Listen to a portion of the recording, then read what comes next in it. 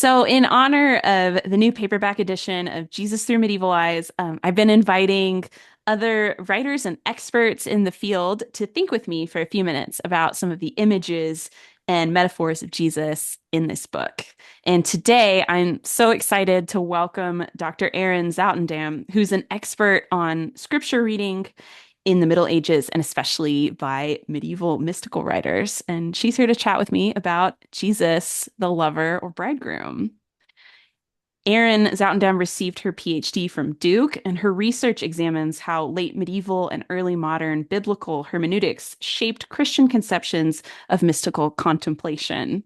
She currently teaches at Seton Hall University in New Jersey, and her research has included figures that I discuss here in this chapter, like Mechthild of Magdeburg and Richard Rolla and other folks like that. So I'm so glad she's here today. Welcome, Erin.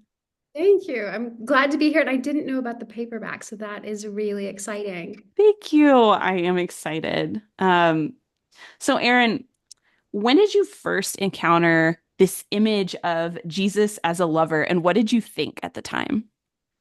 I was doing my master's degree and I had an independent study with a medievalist. We were doing women in the Middle Ages, and he would just give me, a volume a week to read. So we were reading Hadewig, and he himself was Dutch, and Hadewig writes in Dutch. And so he was reading the original Dutch, I was reading the English translation. And I said, this is a bit risque. And he looked over at my volume, looked back at his, and he said, "Oh, it's way worse in the Dutch." They've sanitized it in the English. And so that was probably my first experience.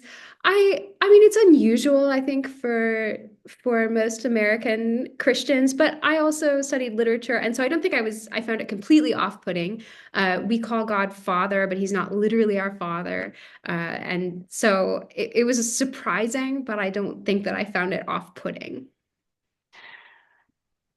I vaguely remember, like really vaguely, I could not tell you a time or a place of when I was probably in maybe middle school or something, realizing, wow, the Song of Songs is really something. This is really different than the rest of the Bible. And I knew I had been taught, or in some form, that people read it as a story between God and the soul, and that was like a way of reading it. But then it was so kind of tangential and to the edge of like anything normal in teaching that then I just didn't think about it again for a long time. And so it's resurgence when I started reading medieval texts more seriously felt like, oh my gosh, this is a bigger deal than I thought. That is such a good point. We should be a little more used to the idea because it is so scriptural. The Song of Songs, of course, but also the prophets, the Psalms, the Gospels, the epistles. That It's language for everywhere. God and humanity that uses the bridegroom metaphor is actually everywhere. I'm also just intrigued. Why are people more comfortable reading the Song of Songs as a book about human sexuality than about God? What's going on there? No, I find that very strange because it comes in that sort of block of texts that we're usually quite comfortable in applying to our lives. So like the Psalms, for instance, we're not like frantically always trying to figure out the historical context of the Psalms. Like we're very, very comfortable praying the Psalms as just you and me, God, like we're talking, this is conversation. And or the Proverbs, for instance, which are their own other weird thing. But again, kind of that, yes, this is something that we don't need to know uh the historical context as tightly. It comes within that, and yet we're so weirded out by it that I think we're just like, no. And you're right, it's not just there. Lately I've been working on different things from the Gospel of John, and that motif is like in every chapter of John. It's wild. I think that's right. It's biblical. And lately I've been thinking, whenever you have a strong reaction to the scriptures, especially if you think that's weird or I don't like it, we're actually just learning about you, right? It's We're not Yes. so much learning about the scriptures. We're learning about you and what you are comfortable with or the way you think. So Yes. And I think that's great. And I actually tell people all the time, like, it's okay to be super uncomfortable, but it actually means it's a pointer to pay attention of like, what am I reacting to? And where is that coming from? And that is totally true with this idea of Jesus as a lover. So you've already mentioned a couple of writers that you've found really interesting, and I never say Hadjevic's name right, so I struggle not knowing Dutch. But what other writers of this idea have you found particularly interesting or who have formed you? I had been reading a fair number of medieval commentaries on Song of Songs before I read a book by a contemporary living theologian, Janet Soskis, that really opened up for me the kind of conceptual understanding of what is going on here. So it's her book on metaphor and religious language. And two things that I took away from that book, or two things she says that we think when we think about metaphor, and these are errors according to her. The first is that when we say something is metaphorical, we tend to mean it's not true. Mm, Literal is true, metaphorical is untrue. mm, The second thing we tend to think about metaphor is that it's just a substitution for something literal. You have a literal thing you want to say, you reach for a metaphor to make it slightly more poetic, slightly more, it's decorative, basically. She says both of those things are wrong. Metaphors actually open up our conceptual ranges. So they actually help us mm, understand more of the truth, not less of the truth, or at least mm, good metaphors do. So when you use a good, strong metaphor, she says you are summoning, I think she uses the language of conjuring all of the associations that go along with that metaphor, and you're sort of importing them into whatever it is you were trying to think about in the first place.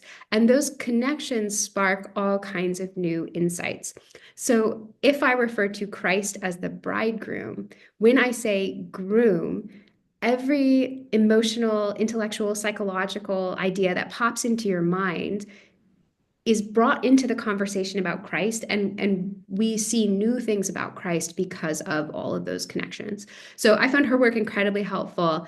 And I think shortly after that, I was reading Origen's commentary on the Song of Songs. So he's one of the first and greatest Christian biblical interpreters. And I saw immediately what Janus Soskis means because Origen is commenting on the bride and the bridegroom. He says, imagine a woman who's passionately in love with a man and she wants to marry this man. How does this woman act? Won't she do everything in a manner that is designed to please this man? Won't she do everything excellently? Won't she burn with love for him? And of course, she would never commit adultery because he loves her passionately in return. And basically, that's how the soul should be toward God. And I saw, mm, of course, all of those things that we associate with romantic love. And I'm thinking about like a very dynamic relationship that is voluntary, non-coercive, loving, mhm. intuitive. Those are the things that we should think about as we think about the soul's relationship with God. We're not picturing an angry or a capricious God. We're not picturing an abusive, an angry father or anything like that. When we think of Christ as the bridegroom, we are summoning all of these intellectual and emotional ideas that then shape our idea of who God is. I love that one because it reminds me of one of the most helpful early comments on allegory, which is from Gregory the Great, who I quote in this chapter, where he talks about basically allegory as a crane. So it's that same Yeah, from a idea sheep. as Yeah, yeah. conjuring, where it's that pulling up of a bunch of things with it into greater meaning. And so that is so funny to see those images work parallel to each other and so helpful.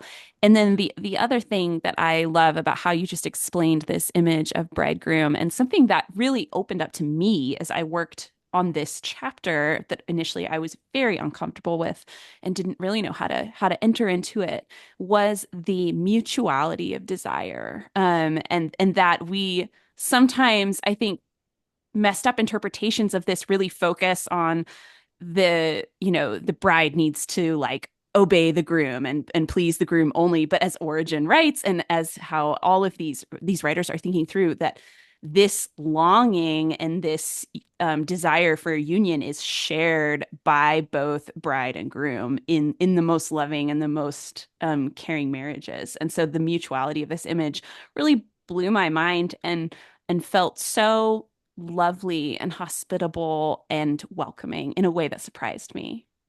I think that's right. If you have somehow absorbed the idea that God is kind of looking down on you and not very happy with you, like he's someone to pacify or please or something like that, that mutuality aspect says, no, God actually takes delight in human beings, and we human beings are supposed to take delight in God, Yes. which I think should be helpful to people. Yes. And I think what I love too is how this image works so often as an end times image, which is really interesting because you think of the scary Judgment Day imagery that we sometimes focus on, but that the bridegroom is coming is an end of times image, and that brings with it all those same associations that the metaphor wants you to think. Is that this is a joyful reunion? Also, this is a occasion of feasting and delight and a fruition of so many things that we've hoped for. And that's really beautiful. Well, I like the eschatological connection. That's nice. so, last question. If readers' interests were piqued by this figure of Christ as bridegroom, what primary texts, what medieval texts were you like, hey, you should give this a shot. You could try this out.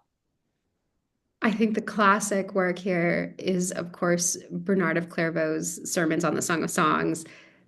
There's a multi-volume set in translation by Cistercian Press. He was a Cistercian abbot, he was a mystic, and he was a reformer.